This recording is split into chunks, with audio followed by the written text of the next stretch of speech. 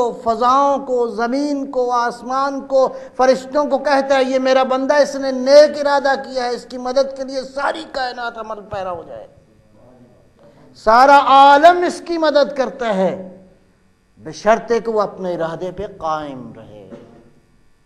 تسلسل ضروری ہے۔ اب اللہم ارزقنا توفیق، پروردگار ہمیں توفیق دے دے، کس کی؟ اطاعت کی۔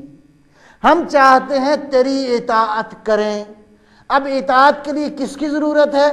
پہلے مرحلے میں آپ کے ارادے کی ضرورت ہے، اس ارادے میں مضبوطی کی ضرورت ہے، اس ارادے کے اندر ڈٹرمنیشن کی ضرورت ہے۔ اب جب آپ نے ڈٹرمن کر لیا، آپ نے پکا ارادہ کر لیا اور یاد کیا اس مولا کو جو کائنات کی مشکلوں کو حل کرتا ہے، اس کی مدد کے لیے جب کہہ دیا نا یا علی ادرکنی، تو اب ارادے کے ساتھ جب آ گیا نا یا علی ادرکنی، جیسے جیسے یا علی ادرکنی کہتے جائیں گے کائنات آپ کی مدد کے لیے آمادہ و تیار ہوتی جائے گی۔ نعرہ حیدری، اللہم ارزقنا توفیق الطاعہ، پروردگار ہمیں اطاعت کی توفیق عطا کر۔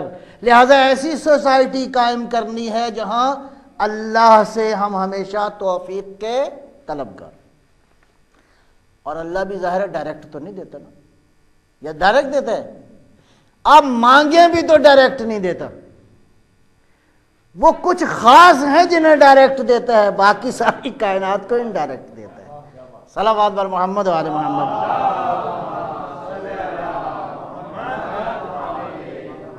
آپ کون سا کام ہے جو آپ ڈائریکٹ کرتے ہیں؟ آپ دیکھتے ہیں وسیلے سے، سوچتے ہیں وسیلے سے، بولتے ہیں وسیلے سے، کھاتے پیتے ہیں وسیلے سے، سنتے ہیں وسیلے سے، رزق ملتا ہے وسیلے سے۔ اس کا مطلب ہے اللہ تک پہنچنے کے لیے ایسا وسیلہ چاہیے جو ادھر آپ سے مربوط ہو، ادھر اللہ سے مربوط ہو۔ توفیق کی دعا کے لیے ضروری ہے کہ پروردگار سے ان وسیلوں کی دعا کرو، اور اللہ نے اپنی عبادت کے لیے یہ جس کعبہ کی طرف ہم نماز پڑھتے ہیں، یہ کعبہ جو ہے یہ اللہ ہے، یہ غیر خدا ہے؟ غیر خدا ہے نا۔ یہ چار کونوں والا جو گھر ہے یہ اللہ کا گھر ہے، اور ہے یہ غیر خدا۔ اس غیر خدا کے سامنے آپ سجدہ کرتے ہیں تو آپ اللہ کو سجدہ کر رہے ہیں یا کعبہ کو؟ صلوات بر محمد و آل محمد۔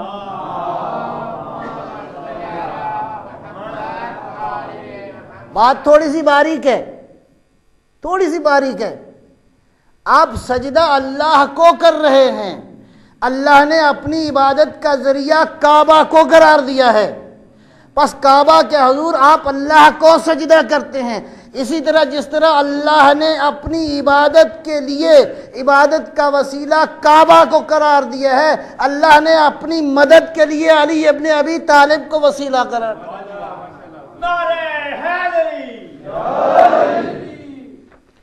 اللہم ارزقنا التوفیق الطاعہ وبعد المعصیہ، پروردگار ہمیں گناہ سے دوری کی توفیق عطا کر دے۔ گناہ کی بھی کئی قسمیں ہیں، انسان اپنے اعمال سے بھی گناہ کرتا ہے، اور بعض اوقات ادھر سے بھی گناہ کرتا ہے، بعض اوقات زبان سے گناہ کرتا ہے، کانوں سے گناہ کرتا ہے، آنکھوں سے گناہ کرتا ہے، ہاتھوں سے گناہ کرتا ہے، پاؤں سے گناہ کرتا ہے، اور بعض اوقات اشاروں سے گناہ کرتا ہے۔ ایسے ہی نا، اشاروں سے ہم توہین کرتے ہیں لوگوں کی، تو اشاروں سے بھی انسان گناہ کرتا ہے۔ کبھی گناہ کرتا ہے، کبھی گناہ کی سوچ رکھتا ہے۔ معصیت دونوں کو شامل ہے۔ پروردگار نہ میں گناہ کروں نہ گناہ سوچوں، اور معصوم عزیزوں اسی کو کہتے ہیں جو گناہ کرتا نہیں بلکہ گناہ کی فکر بھی نہیں کرتا، جو گناہ اتنا دور ہے اس کی ذات سے کہ کبھی وہ گناہ کا تفکر بھی اس کے ذہن میں نہیں آتا۔ پروردگارہ گناہوں سے دوری کی توفیق عطا کر دے، تو کیسا معاشرہ قائم ہوگا؟ جہاں اللہ کی اطاعت ہوگی اور گناہ نہیں ہوں گے۔ صلوات بر محمد و آل محمد۔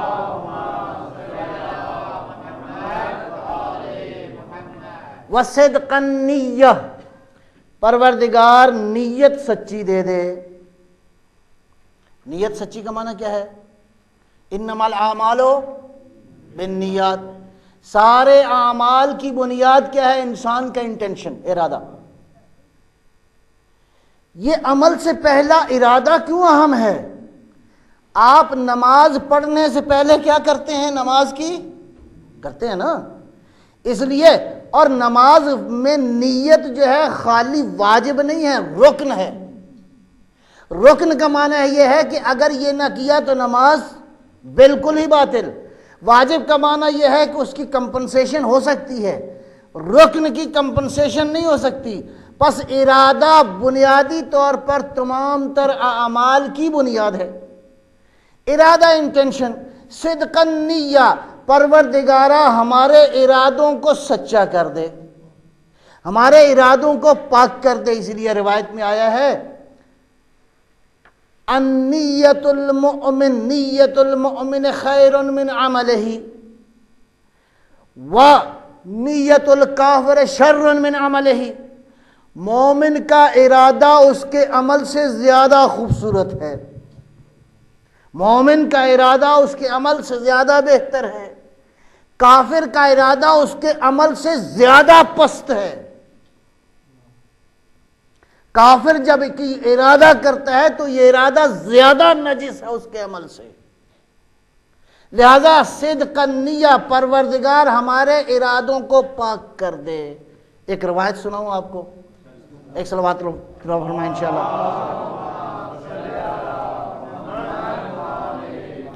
امام صادق صلوات اللہ السلام علیہ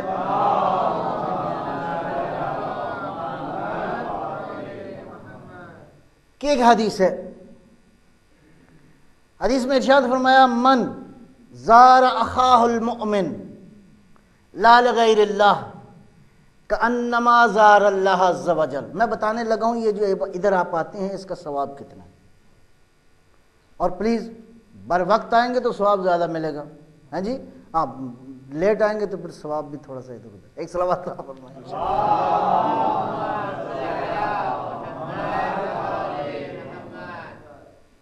اچھا، من زار اخاہ المؤمن، اگر کوئی مومن اپنے مومن بھائی کی زیارت کو جائے،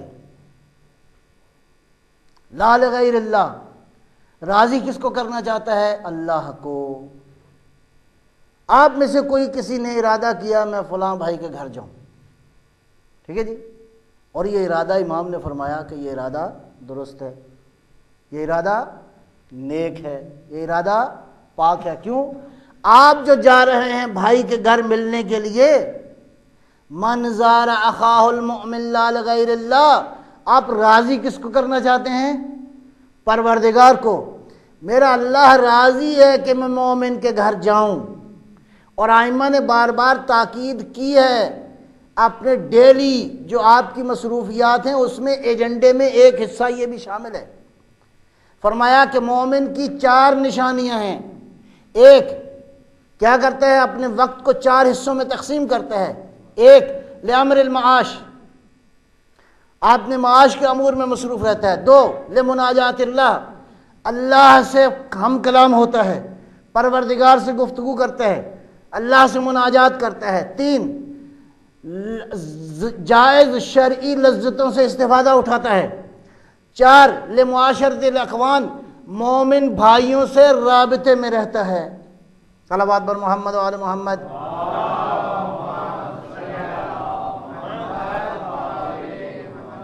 تو مومن بھائیوں سے رابطے کا ایک ذریعہ یہ مجلس بھی ہے جی۔ اور جب مومنین اکٹھے ہوتے ہیں تو اس میٹنگ کا ایجنڈا بھی بیان کیا ہے، یہ نہیں کہ ایجنڈا آپ کے اختیار میں ہے، چونکہ امام نے حکم دیا ہے ایجنڈا بھی۔ جب یہ صاحبان ایمان اکٹھے ہوتے ہیں تو احیو امرنا، ہمارے امر کو زندہ کرتے ہیں۔ صلوات بر محمد و آل محمد۔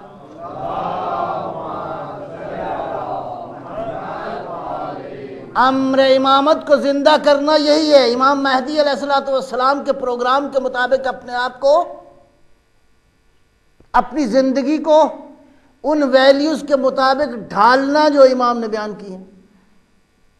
من زار اخاہ المؤمن لا لغیر اللہ، اگر کوئی مومن کسی مومن کے گھر جائے زیارت کرے جا کے تو کأنما زار اللہ عز وجل، دیکھو یہ ارادہ اتنا پاک ہے کہ وہ اس مومن کے گھر گیا، اس نے اس کی زیارت نہیں کی، اس نے اللہ کی زیارت کی۔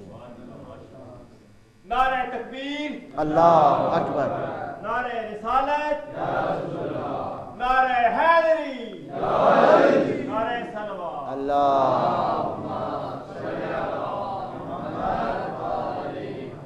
کسی اور کو بھی نعرہ آتا ہے؟ کوئی اور؟ شاباش، یا رسول اللہ،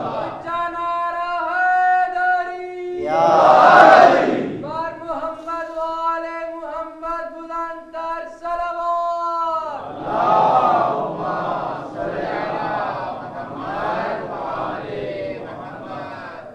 صدقاً نیہ، اپنے ارادوں کو پاک کرو، اپنے ارادوں کو پاکیزہ کرو۔ جب انسان ارادہ پاک کر لیتا ہے، مثلا یہی مثال جو میں نے عرض کیا آپ کی خدمت میں، ارادہ پاک کرنے کے بعد گھر سے نکلا، اس نے 200 400 500 قدم اٹھائے، ہر قدم اللہ کی اطاعت میں ہے، اس ہر قدم پر خداوند عالم اس کو ثواب دے گا۔ ایک مومن کی زیارت کا یہ ثواب ہے، اور مجلس حسین میں آنے کا ثواب، جس کی وجہ سے آج ایمان باقی ہے، جس کی وجہ سے آج دین کی نورانیت باقی ہے، اس کا ثواب انسان اندازہ نہیں لگا سکتا۔ صدقاً نیہ، عمل کرنے سے پہلے اپنے ارادوں کو پاک کرو۔ وعرفان الحرمہ، پروردگار سے دعا مانگو کہ تمہیں معرفت دے، کس کی؟ حرمت کی۔ حرمت کیا ہے؟ حرام کیا ہے؟ حرام کی قسمیں کتنی ہیں؟ کون سی چیز ہے جو میں حرام کروں گا تو میرا مولا مجھ سے راضی نہیں؟ عرفان الحرمہ، حرام کون سی چیزیں ہیں؟ ہر وہ عمل حرام ہے جس کے کرنے کے بعد انسان مولا سے دور ہو جائے، مولا کا قرب حاصل نہ ہو، مولا سے دوری ہو جائے انسان کو۔ لہذا ایسے حرام سے بچنے کی ضرورت ہے۔ پہلا مرحلہ یہ ہے کہ عرفان الحرمہ، آپ کو معلوم ہو کہ یہ بات حرام ہے۔ میں عرض کر چکا اپنی گزشتہ گفتگو میں، بعض سوسائٹیز ایسی ہیں جس کو مدینہ غالہ کہتے ہیں۔ مدینہ غالہ وہ ہوتا ہے کہ جہاں لوگ گناہ کو گناہ ہی نہیں سمجھتے، حرام کو حرام ہی نہیں سمجھتے، اور اگر سمجھتے ہیں تو آنکھیں بند کرتے کہتے ہیں چلو نہیں ٹھیک ہے، خیر ہے، کوئی بات نہیں۔ نہیں، اگر امام کے ظہور کی دعا کر رہے ہو تو یہ دعا کرو، پروردگار ہمیں کیا عطا فرما؟ عرفان الحرمہ، حرام کی معرفت عطا کر تاکہ تیری دوری نہ ہو، تیرا قرب ہو، تیرا قرب نصیب ہو۔ اور کیسے انسانوں کی تربیت کی ہے، ایک مثال دے کے بعد آگے لے کے چلتے ہیں۔ کیسے انسان کربلا میں تھے، کربلا میں امام کے مکتب میں جن انسانوں میں تربیت پائی، ان میں سے ایک بہت بڑا نام ہے حبیب ابن مظاہر، سنا ہے نا آپ نے نام؟ بہت بڑا کردار ہے۔ کون حبیب؟ حبیب کی زندگی میں لکھا ہے کہ بعض اوقات ایسا ہوتا تھا کہ نماز عشاء پڑھنے کے بعد حبیب جاتے تھے، اللہ کی بارگاہ میں سجدہ کرتے تھے، قرآن کی تلاوت شروع کرتے تھے، اور جب قرآن کی تلاوت ختم کرتے تھے تو صبح صادق کا وقت ہوتا تھا۔ ساری رات حبیب قرآن کریم کی تلاوت میں گزارتے تھے۔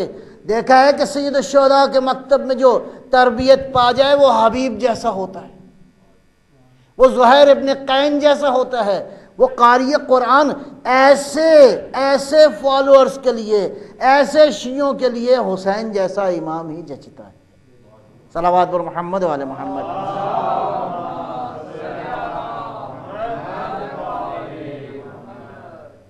بس ایک آدھ جملہ اور، ایک بار پھر صلوات اللہ فرمائیں انشاءاللہ۔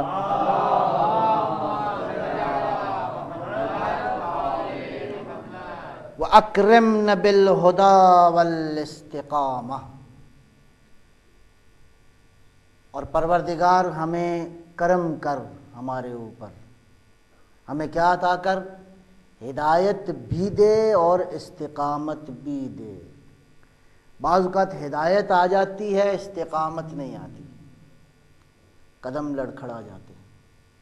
کربلا میں یہی ہوا کہ بعض لوگوں نے کہا مولا گھوڑا دیتے ہیں تو ہماری تلوار لے جائیے، پیسوں کی ضرورت ہے لے جائیے۔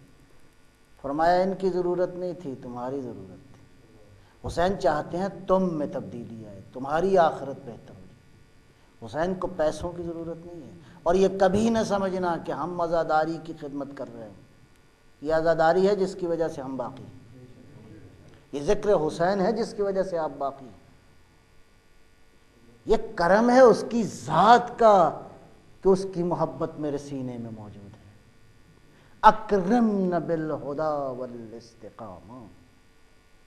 چاہنے والے تو بہت ہوں گے، اور شیعہ کی تعریف ہی یہی ہے، الشیعۃ من شایع علیٰ۔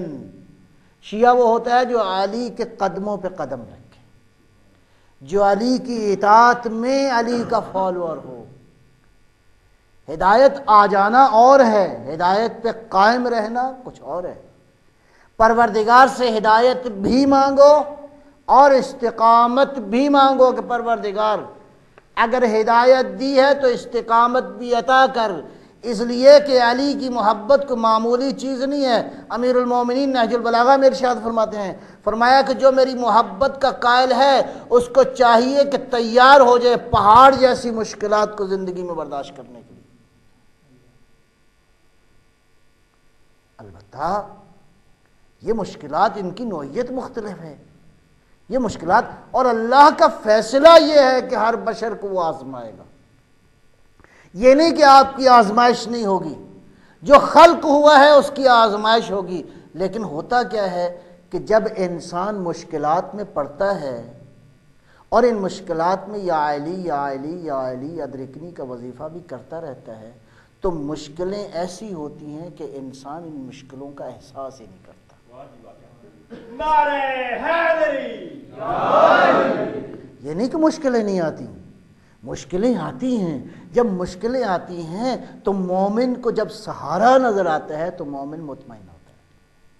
مومن مطمئن ہوتا ہے کہ جب میرا آقا راضی ہے، جب میرا مولا راضی ہے تو ان مشکلوں کی پرواہ نہ کرنا۔ مشکلیں تو آنی اور جانی چیزیں ہیں، پروردگار نے یہ مشکلیں رکھی اس لیے ہیں، رنگ لاتی ہے حنا پتھر پہ پس جانے کے بعد۔ آپ میں جو ایمان کا رنگ ہے پروردگار وہ دیکھنا چاہتا ہے، آپ میں ایمان کے رنگ کو، اس لیے ارشاد فرماتا ہے وَلَنَبْلُوَنَّكُمْ بِشَيْءٍ مِّنَ الْخَوْفِ وَالْجُوعِ وَنَقْصٍ مِّنَ الْأَمْوَالِ وَالْأَنفُسِ وَالثَّمَرَاتِ۔ یہ سارے امتحانات اس لیے ہیں تاکہ تمہارے مقامات میں اضافہ ہو، تمہارے درجات میں اضافہ ہو۔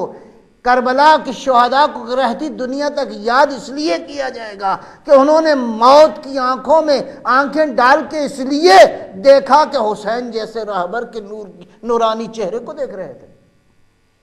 اکرمن بالہدا والاستقامہ۔ بس آخری بات، وسدد السنتنا بالصواب والحکمہ۔ یہ جو ہے نا چھوٹا سا گوشت کا ٹکڑا، سدد، اس کو مضبوطی دے، اس کو طاقت دے، اس کو قوت دے، اس کو استحکام دے، اس کو اسٹرانگ بنا۔ کس کے ساتھ؟ دو خوبیوں کے ساتھ، دو کوالٹیز کے ساتھ۔ یہ زبان، اس میں دو کوالٹیز آ جائیں۔ ایک بالصواب، جو کہے درست کہے، جو کہے ٹھیک کہے، ثواب کہے، سواد سے۔ اس زبان میں یہ بولے تو جو بولے وہ درست کہے۔ اس کا مطلب ہے یہ نہ بولے خدا کرے کہ اگر اس نے نادرست کوئی بات کہنی ہو۔ بعض علماء فرماتے ہیں کہ یہ زبان ہے جس کی وجہ سے تقریباً انسان 32 سے زیادہ گناہان کبیرہ انجام دیتا ہے۔ اللہ، یہ گوشت کا ایک لوتھڑا چھوٹا سا مختصر سا۔ اور بعض اوقات ہم غفلت کے نتیجے میں اس زبان سے اتنی محفلوں کو گرم کرتے ہیں اور کوئی اس کا نتیجہ نہیں ہوتا سوائے خواہش نفسانی کی تکمیل کے۔ وَسَدِّدْ أَلْسِنَتَنَا بِالصَّوَابِ۔ پہلی بات یہ ہے کہ ان زبانوں میں کیا خوبی عطا فرما کہ یہ جب بولیں تو درست بولیں، اور دوسری خوبی والحکمہ، جب بولیں تو حکمت و دانائی کی باتیں کریں۔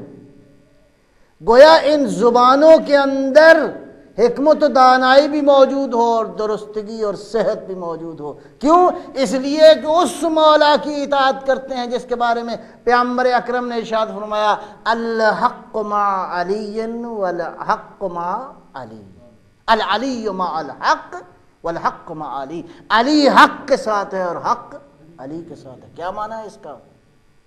گویا علی کی زندگی کو جس مرحلے میں بھی دیکھو گے نہ کبھی علی حق سے جدا تھا نہ حق کبھی علی سے جدا تھا.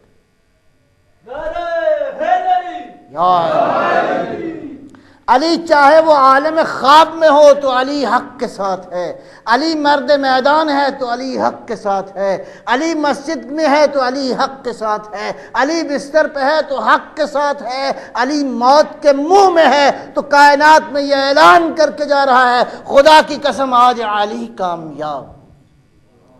کون ہے جو اپنی موت پہ یہ کہے کہ آج میں کامیاب ہو گیا؟ سوائے علی ابن ابی طالب کے کوئی اور تاریخ میں ایسا انسان نہیں گزرا جس نے یہ دعویٰ کیا ہو کہ خدا کی قسم رب کعبہ کی قسم آج علی کامیاب ہو گئے. علی بھی کامیاب ہے، علی کا بیٹا حسین بھی کامیاب. بس ایک صلوات اللہ فرمائیں گے انشاءاللہ.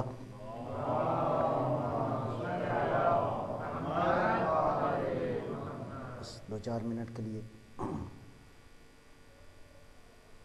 کون ہے حسین؟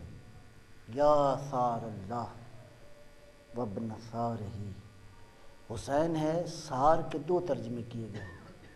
ایک ترجمہ ہے خون اور ایک ترجمہ ہے خون کا انتقام لینے والا. حسین ہے خون خدا.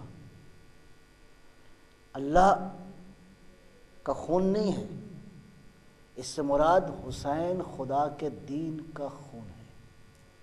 دین کی رگوں میں آج جو زندگی موجود ہے یا حسین کی وجہ سے ہے یا حسین کے بابا علی کی وجہ سے. السلام علیک یا ثار اللہ وابن ثارہ. اے حسین تو بھی خون خدا ہے، تیرا والد بھی خون خدا ہے. حسین نہ ہوتا تو یہ دین باقی عزیزو نہ ہوتا. بس ایک روایت لکھی ہے، کہتے ہیں ایک شخص امام رضا علیہ السلام کے پاس گیا اور کہا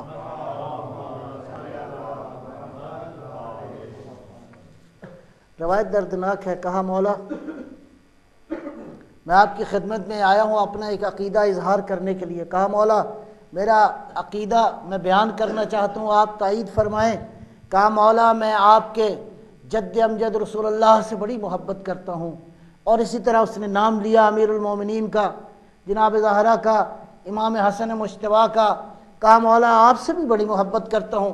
آخر میں روتے روتے اس نے ایک جملہ کہا مولا لیکن ان سب میں جو سب سے زیادہ محبت کرتا ہوں وہ آپ کے جد حسین سے محبت کرتا ہوں.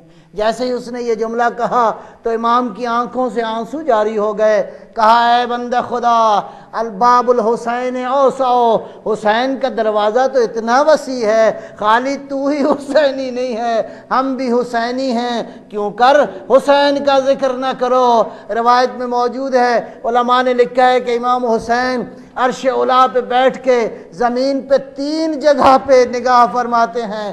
ایک تو دیکھتے ہیں کون ہے جو میری زیارت کرنے کے لیے آیا ہے، اور دوسرا وہ جو حسین کی مجلس کے لیے لوگ انتظام کرتے ہیں مولا ان کے لیے بھی دعا کرتے ہیں. اور عزیزو حسین ان لوگوں کے لیے بھی دعا کرتے ہیں جو حسین کے غم میں آنسو بہاتے ہیں. مولا ان آنسوؤں کو لے کے جاتے ہیں اپنے جد امجد کے پاس. کہا جد امجد ان آنسوؤں کی کوئی قیمت ہے؟ امام جب یہ آنسو لے کر جاتے ہیں نا اپنی ماں زہرا کے پاس، اے ماں آیا ان آنسوؤں کی کوئی قیمت ہے؟ فاطمہ زہرا وہاں ان آنسوؤں کے لیے دعا کرتی ہے. اللہ اکبر. یہ مجلس حسین کیسی عظیم مجلس ہے. زہری شہاب الدین زہری کی ایک روایت عزیز سنو گے. شہاب الدین زہری کہتا ہے میں امام سجاد کی خدمت میں گیا اور جا کے میں نے ایک بات کہی. کہا مولا میری بیٹی کی شادی ہے، آپ شرکت کریں گے؟ کہا زہری تجھے خبر نہیں کہ کربلا کے بعد ہم نے خوشی کی محفلوں میں جانا ہی چھوڑ دیا ہے؟ بس سمجھ میں آ گئی۔ کچھ عرصہ گزرا، آیا مولا کی خدمت میں، کہا مولا ہم نے اپنے گھر میں آپ کے بابا حسین کی مجلس رکھی ہے، مولا آؤ گے؟ کہا کیوں نہیں آئیں گے زہری؟ آئے مولا۔ مجلس کا عالم یہ تھا، مجلس شروع ہوئی، امام منبر کے پاس تھے، آیا پڑھنے والا پڑھا اس نے، کہتے ہیں جب ذاکر نے پڑھنے والے نے مصائب کربلا کے شروع کیے، لوگ رونے لگے، گریہ کی صدائیں بلند ہوئیں، یہاں تک کہ کسی کو ہوش نہ رہا، کوئی کسی کی خبر میں نہ تھا۔ جب مجلس ختم ہوئی، بانی مجلس نے دیکھا امام سجاد منبر کے پاس نہیں ہیں، دروازے کے پاس بیٹھے ہیں، گھبرا کے گیا مولا کی خدمت میں، کہا مولا آپ کا یہ مقام نہیں تھا؟ کہا زہری تمہیں نہیں خبر، اس مجلس کو سننے کے لیے میری پھوپھی شام سے آئی ہے، میری ماں نے بقی چھوڑا ہے۔ پروردگارا امام صادق دعا کرتے ہیں، پروردگارا ان آنسوؤں پہ رحم فرما، ان آوازوں پہ رحم فرما جو میرے جد کی یاد میں روتے ہیں۔